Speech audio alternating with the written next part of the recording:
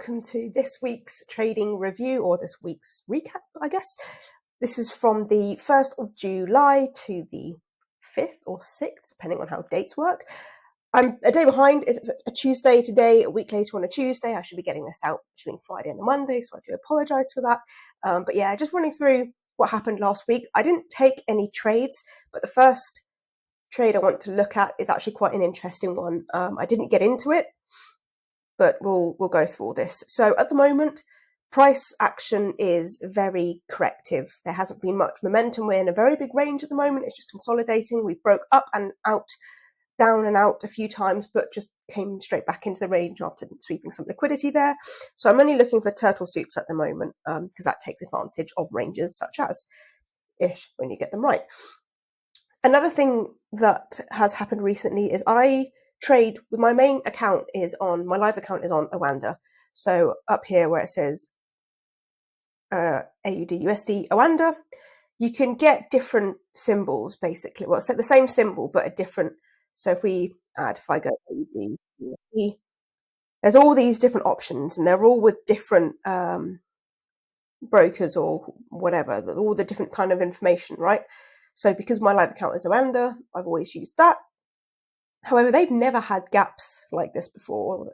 Since I've been trading with them for a few years now, they've never had gaps. They just fill it with a candle, so it just looks like a candle's here, going up or down, whatever it would be. So now we've got gaps. That's quite interesting. And it's actually quite helpful to see, because I did learn a while back, so if my memory serves me correctly, price usually comes back to fill said gap. As price did here, it came down, filled the gap, and then did whatever. But yeah, usually price comes back to fill a gap. So this is last Monday, the 1st of July. This is also NFP week, and this tends to be a more corrective week, I have noticed. Doesn't mean there aren't any trades, but generally, even in a trending market, it tends to be a slightly bit more corrective. So let's have a look at what's going on. I didn't take a trade, and I did just review this, and I feel there's a slight tweak that I'm going to make here, which is going to be quite key. So Turtle Soup is taking the high and low of the Asian range and the Asian session, which happens between 1 a.m. and 8 a.m. in GMT time, so my time, so 1 a.m. to 8 a.m. So that's here. This candle here is the open, and this is one candle before close, before the open of the London session. So right now, the lowest point is here, and the highest point, this is the open. You can see it's this candle over here. This is what I had marked on. Now, it's important to note that Turtle Soup is basically when you have an Asian range and price moves out of this range, up or down, and takes an area of liquidity, so that would be the area above here, and rejects and comes back down. Now, although, yes, we open here, because price is also up here, the actual whole liquidity isn't this part. It's more of this part, the whole of this part. So right now I have my trend line here, and this is why I didn't take the trade. So if we put another line on around here, that's the high. This is in the Sydney session rather than the Tokyo, the Asian session, but there's still going to be liquidity in this area, and it's very close to above the Asian. So if we break into this liquidity, it's much more likely as well to come up and get this liquidity as well, because it's so close to, and it's kind of a stronger pull because there are more stops above that. That's something that I haven't been taken into consideration, is the actual liquidity of the whole range itself, rather than just, I've been tunneling in, either way, I've been tunneling in to the Asian range only. I haven't been paying attention to the rest of the range. So that's something that I need to pay attention here, because what happened here was I'm waiting for price to break above this line and come back. However, what happened was, and we'll see is how it plays out, but initially, so we break up of the Asian range at the 8 o'clock. And this is with quite a lot of momentum as well. So first we've got momentum. So right now, if I want to take a Asian range sweep, I want price to move back down with momentum, because we've had a big push of momentum up. I want to see if it's going to continue or reject. If I'm taking a trade on the reject, I need to see momentum coming back down, kind of like this candle here. Why? Because I need price to tell me that it intends to move down rather than continuing up. We've just had momentum up, so I wouldn't take a sell here. I would like to see what happens next, because price can continue or it might retrace. But if it retraces with weakness, that might mean it doesn't have enough momentum to the downside. It's got more momentum up than it does down. It might not mean it's going to trend upwards, but it's got more momentum up, therefore much more likely to go up than it is likely to go down. So if we look what happens next, price retraces back into the Asian range, but closes above. So this is where I'm like, I don't want to be taking this trade because it's already tried to come back down, and there should be momentum here. If I'm taking a trade, there should be momentum, but there isn't, so I'm not taking a trade. However, again, I wasn't looking left and I wasn't seeing this area of liquidity right here. So if we continue, again, we continue down, but price tries to push down, fails, and wicks. So second confirmation that we're trying to move down but failing. We don't have momentum to the downside. And obviously, because we've retraced back into the range here, I want to be taking a trade to the downside. But right now, price is telling me I'm trying to go down but failing. I've done that twice now. So I haven't got confidence in that. So at that point, I just said I'm walking away from this trade. What happens next? Price retrace, or price is in that range phase. And then it moves up again with momentum. It's not like a huge bout of momentum, but this compared to these candles, it's got that shift in momentum upwards. So now we're breaking above the Sydney level, breaking above into this area of liquidity here. So this high here, market open. So we kind of got like, I guess, that if we're looking at the real top of the Sydney range, it's more around here. But I'd say anywhere within this area is the area of liquidity. Does momentum continue? Can we push through this liquidity, break through above these levels, and continue on the upward path? Excuse me. Or is price going to reject and come back down? Now, we can do this in a number of ways. We could just retrace like that. We could push up some more and then retrace. We could pull back a little bit and form a little ascending channel, showing that price is trying to move up, but with weakness because it's breaking and retracing, and then get a little channel like that. Any one of those is possible. Or of course we could just continue going upwards and form an upwards trend. But at this point I wasn't looking for a trade anyway, but those are the options of what could happen next, roughly, broadly speaking. We continue now above this line. Again, there is some momentum here. There is a very tiny wick here, not too much of a concern, but price has continued, and it has continued with somewhat of momentum. So now we're kind of like actually in this area of liquidity. So we're tapping the highs here, moving through that. So we're very much in the area of liquidity now. It's how we respond to this. Price continues, but it doesn't close above the previous candle. It wicks instead, showing that it tried to continue up, and it did a bit, but there is weakness. Basically, on the smaller time frame, it moved up and pulled back. So this is showing that there's a potential slowdown. There's weakness in this area. What happens next after this wick? Do we continue? Do we retrace? Do we get another wick? Wicks are warning signs on this pair. They're very much, you need to pay attention as to what happens after a wick.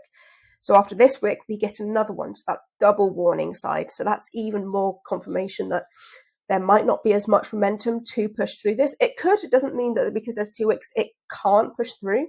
It just means that there's a warning sign now. You need to take regard of that and see what happens next. There's no trades to be taken here.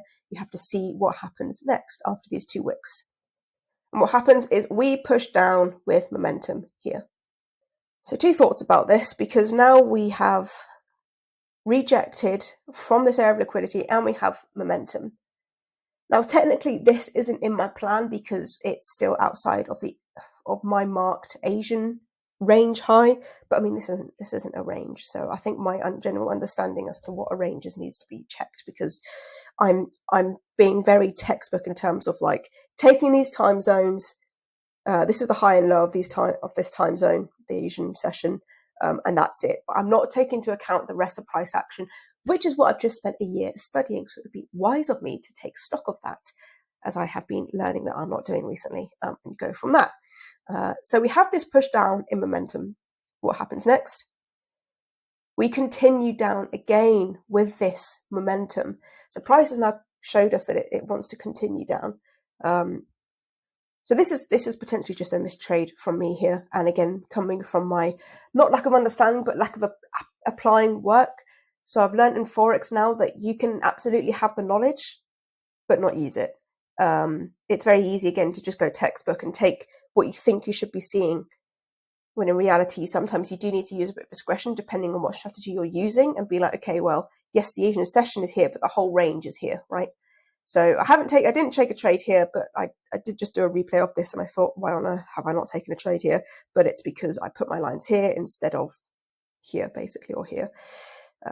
Either way, that was that. But that was very interesting, and this did then go on to play out. Put it back in the hourly to speed up time. Yeah, so it did, ignoring that news candle, it would have come down, tapped the low, and we got out there. So that is, if we had entered on the first reject, so if we put our stop loss 2 pips above the high, as per my plan, that's a 9 pip stop loss, targeting this low here, 1.7. So just under 2% there, that trade would have been, but I missed out on that. Again, this isn't technically in my plan because my plan is very textbook rather than using discretion. So I need to go away and edit that and be like, am I looking at the actual range? Am I really paying attention to what price action is telling me? Or am I just going with what I think I know? So that's Monday. Again, wasn't looking for any other trades, and we did have some news there which caused volatility. But if we skip forward, so this is Monday 4, 3, 4, 5, 6, 7. So here I don't think I was looking for anything either, potentially. So we've got 1 o'clock at the open. That's the high. That's the low. So if anything, I'm looking for, well, we've kind of broken into this, below this area, below this range here, and ranging in this. So if we came down and then tapped this area of liquidity here, and we know we've got area of liquidity here because we have slight shifts here where people are buying, so they're putting their stops below this area. Yeah, so we know that there's a slight, it's only a small area, it might not be a big one, but it doesn't matter, we're just looking for a rejection here. So I'm looking for price to come down, tap and go, but in a certain way, not just any old kind of willy-nilly. So if it broke down with momentum, I'd need to see it reverse with momentum, for example. But as we can see, it's just ranging in between. And we did have afternoon news. I wasn't really looking to trade into that anyway, but especially before the New York session, I'm not looking to take any trades after that. For this, I'm looking for that morning London session to take a trade, and one just did not appear. And then we were very close to news. So although this happened where we broke here and then retraced, we broke just with a wick, another wick, and then retrace. It was just too close to news, and if that was going to be a high impact, that could have had either way. And yeah, as you can see, that news made it shoot up. So potentially, if we didn't have that news there, it could have been tempting because price action, we moved up with some momentum, but wicked, closed above, didn't close above, had a wick with another wick, and then it was just struggling there. So potentially a trade opportunity there, but again, with that news, you just don't want to be taking that. It's just a fool's errand at that point. So yeah, no news on a Tuesday. No trade on a Tuesday. I marked 2 trades out for Wednesday and Friday, or Wednesday and Thursday. So if we just skip to that now, these are ones that I didn't take and save myself percentage on. So if we have a look at that now, 2, 3, 4, 5, 6, 7. Perfect. So at this point, you can see we have got this slight move up, moving up very correctively, but moving up nevertheless. I would say it's still range bound because we're breaking highs and lows, but general moving up. So first off, taking a sell in this scenario, I wasn't too happy with anyway. I'd much prefer take and move to the upside because that's the general direction price is going. So what time is this? 7:45. London open, and that's a big push of momentum, right? So we don't come all the way back down. We're in halfway, push out with momentum, doesn't quite continue initially, but then it does. So right now I want to see a real nice bring back down of momentum, just because right now price again is telling me that it wants to go up. After trying to pull back deeply here, it's continued to the upside. So I did not want to be taking a sell here. Price continues, the candle is much smaller, however it's still continuing. Retrace here, pull back here. Technically this would be the entry point, but I mean this candle compared to this move up, it you know, price right now is the whole of it looking left, and these candles are telling me that it wants to go up more than it wants to go down. There wasn't a big shift here, so I just wasn't interested. Even after this candle, I must admit, did I think I wanted a bit more of a solid. I was umming and ahhing if it was a solid close here, because it, you know, I think I was trying to reach at this point. But either way, there just wasn't enough momentum to counteract the rest of what was happening here. So I decided not to take this one. I'm really glad I didn't, because I do believe it just instantly, it came down a little bit and then, or this is the one where it started moving down and I thought, did I make the right choice? Umming and ahhing, because you see price move in your direction and it's all green and you think, oh, I could be making money right now. Kind of get that FOMO feeling. That's where the FOMO feeling comes out. You could be in this trade right now, making all this money and you can be moving your stop loss, or it could be at 0.6%, whatever. Getting all those feelings, but you don't do that. You just, if you're going to say no to a trade, just say no and sit back. And sometimes it's not even good to leave this marked on, because otherwise, you know, you fool yourself with all the things you could have done or couldn't done. But it was interesting to see how it played out, and I'm glad that even if it did play out, I'm happy to sit back because I had my reasoning of everything else. And this, again, learning from previous week where I just trade for the sake of taking trades and because I wanted to be in the market, and then revenge trading, despite the fact that everything I know, it went against what I know, so I'm not taking the trade. And again, here you see that little momentum push down. You think I should be in this right now, but alas, I am not. And I made my decision. I decided to stick with my decision. Again, another push down. Could be in this trade, could be in this trade. Could be making all this money right now, making money towards my capital. Slight shift up, shift back down. Oh, could still be in this trade. And then it moves up and would have taken me out for a 1% loss. So it came close. It did look nice, but it wouldn't have played out anyway. And it was kind of tough because, you know, it came all the way down here. So we're making, that's like 1.4%, 1%. But decided not to take that trade. I don't have an exit early plan either. I have a stop loss and I have a TP, and it hits one or the other, and that's that. I don't like moving my stop loss to break even on these kind of trades because they're short trades, or they're less than a day. And sometimes price comes back up into these areas and then continues back down or up or whatever. So it's best just to leave it running. If it's going to win, it's going to win. If it's going to lose, it's going to lose, I find. Unless I've entered wrong, it very rarely, it doesn't often take you out to then go in your direction. Sometimes it does, but excuse me, not too often. So yeah, didn't take this trade. Would have been a 0.5% loss because I'm not risking the full 1% due to where my capital is right now. Because of where my capital is. And then we continue up with momentum. We have got a lot of news on its way. It is NFP week and all of that fun jazz. So where are we? So London's closed, Sydney open. Oh, look, I've got my lines already there. That's very helpful. Where's that? 5, 6, 7.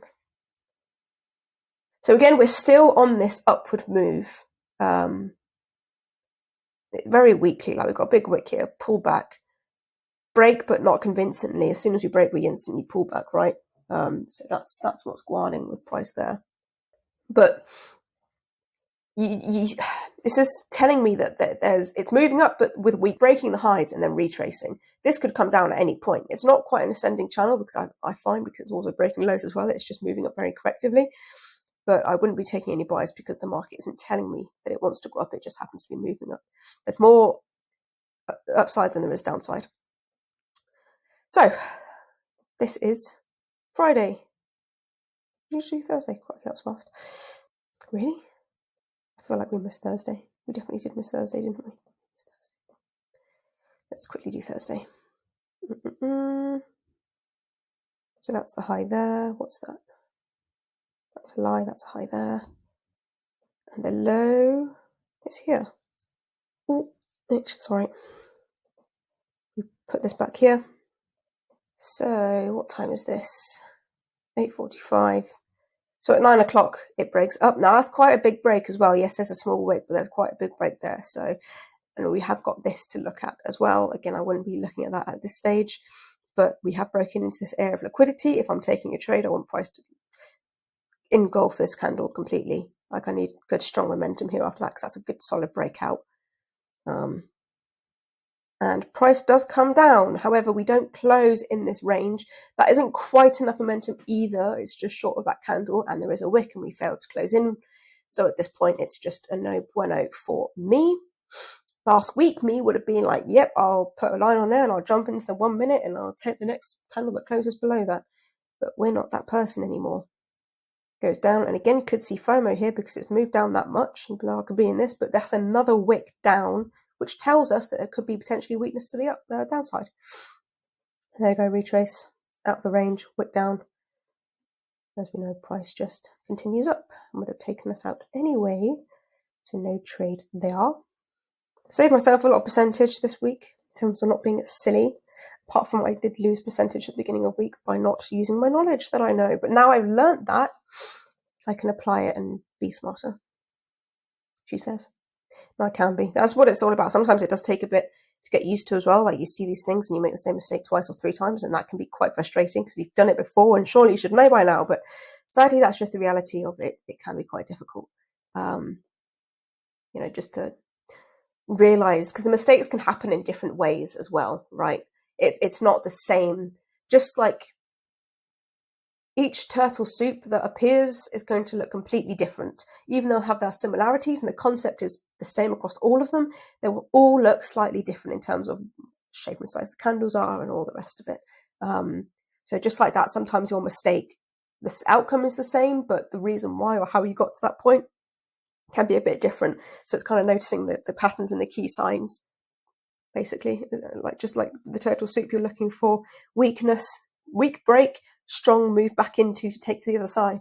So that's the base of it. Even though they all look slightly different, the concept is still the same. So same with the mistakes that you make, you need to be looking for the key underlying problems and what could be causing it and blah, blah, blah. And just making those gentle progresses to prevent them from happening again. It doesn't matter if you repeat them once or twice or 3 times, as long as you learn in the end and you're aware when it's happening.